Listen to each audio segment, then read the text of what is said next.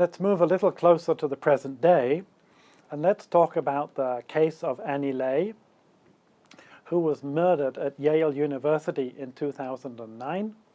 She was a very promising PhD student in the pharmacology area, and she was last seen on September the 8th, 2009, about 10 a.m. when she went to a Yale University building at 10 Amistad Street. And this is the building where her department had their animals for doing animal experiments. She was finally reported missing at 10:40 p.m. that night, September the 8th.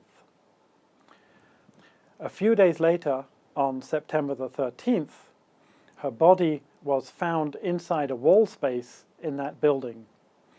And part of the tragedy is that September the 13th was the day when she was supposed to be getting married.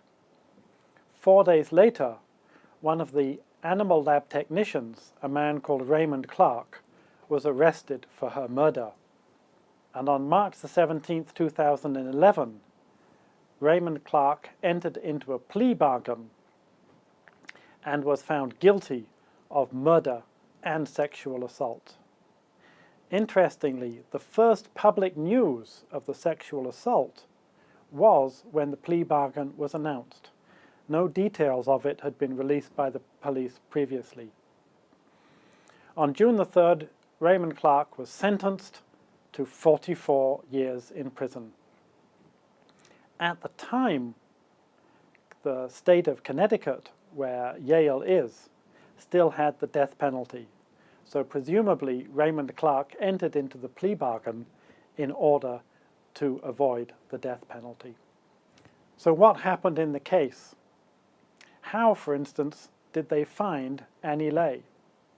The police quickly realized that she was somewhere inside number 10 Amistad Street. This is an animal experimentation laboratory, so it has quite high security, and nobody can get into the building without being filmed by CCTV. And nobody can get out of the building without being picked up on CCTV either. The CCTV showed her entering, but never showed her leaving, therefore she had to be still inside. In addition, the building had electronic locks. The locks are activated by an ID card, and whenever you use your ID card on a lock of this kind, the computer records whose ID card has opened the door and at what time. Now, these locks are not only on the external door of the building, they're also on the internal doors of the individual rooms. So the police were able to use the electronic lock records to track her movement through the building. The last room she entered was a room numbered G13. When room G13 was carefully searched, they found medium velocity blood spatter. Remember from our lecture on blood that even if blood stains are cleaned and scrubbed, techniques are available to make them visible again. The building was extensively searched, and so on September the 13th, her body was found in a wall space. She'd been strangled, her jawbone and collarbone had been broken, there was bruising, and also signs of sexual assault. So this was a very violent crime. What made Raymond Clark the suspect? The same evidence that allowed the police to find Annie Ley also made him a suspect. The CCTV showed him enter the building, and the electronic locks recorded his movement through the building. And the police were able to show that on that day he had been rushing from room to room. By looking at the records from previous days, they could see this was very strange and uncharacteristic behavior. So perhaps he was rushing from room to room, looking for somewhere to hide the body. The CCTV also showed that he changed his clothes. probably trying to hide something. When the building was being searched, he was behaving suspiciously, even trying to hide objects while the police were searching, and all of this evidence led up to his arrest on September the 17th. Now, arrest is one thing. Arrest is based on suspicion. Conviction must be based on proof. How was Raymond Clark convicted? The police found a lot of evidence in 10 Amistad Street.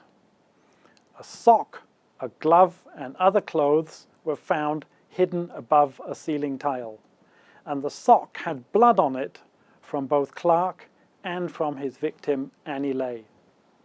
In the wall space where the body was found, they found a second sock and a green pen. Now, one of Raymond Clark's habits, when he signed books or documents, he had this habit of using a green pen.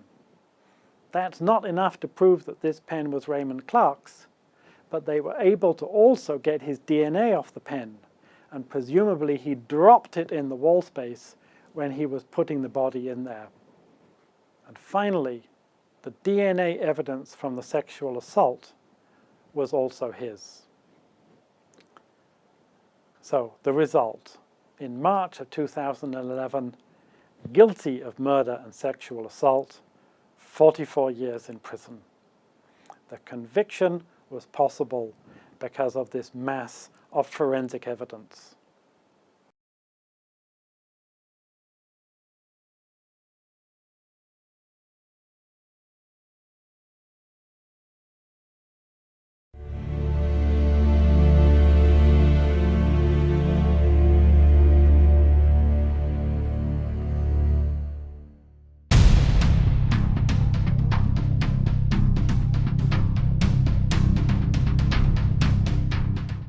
There are many crimes with no witnesses. This is a crime from 1948, and it concerns a 3-year-old girl called June Devaney, who'd been in hospital with pneumonia. She was recovering, but in the very early hours of May 15th, the nurses noticed that her cot was empty. Under the cot was an empty water bottle. That's a bottle that would contain medical sterile water.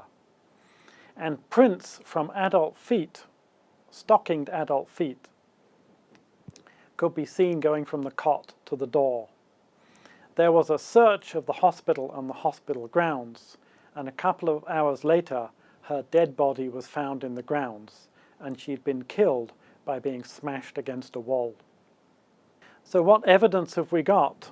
Well, from the footprints, you can see the pattern of the weave of the socks, but more importantly, on that water bottle, there were fingerprints.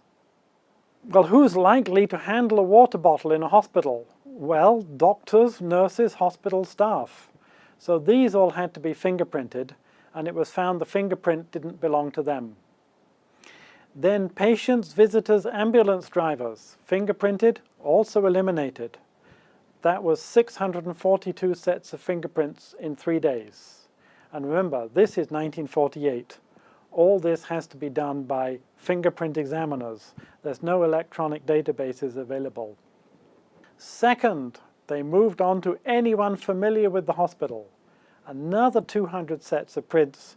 Again, no matches.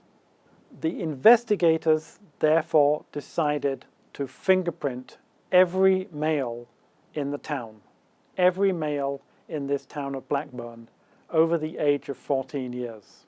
This is a similar strategy to the one used in our DNA lecture in the Colin Pitchfork case. This is a huge undertaking, 50,000 fingerprints. And you run up against a problem, because how do you actually know who lives in a town? Well, one way, of course, is to walk around the town knocking on every door, but you can't guarantee that every time you knock on a door you're going to get an answer. Another way is to look at the tax records, but then not everybody pays tax, so this is not perfect. You can also look at the electoral register, but then not everyone is registered to vote, so this is also imperfect. However, this was Britain in 1948, and in that post-war era of austerity, there was rationing. Even though not everybody answers the door, not everybody pays tax, not everybody votes, everybody's got to eat, and the only way to get food is using coupons from ration books. So when the next issue of ration books were made, the police were able to get the list of names, and sure enough, there was a name on that list that hadn't shown up on any other list. It was a former soldier called Peter Griffiths. He was fingerprinted, and his fingerprints matched the fingerprint on the water bottle. He was found guilty of the murder and hanged.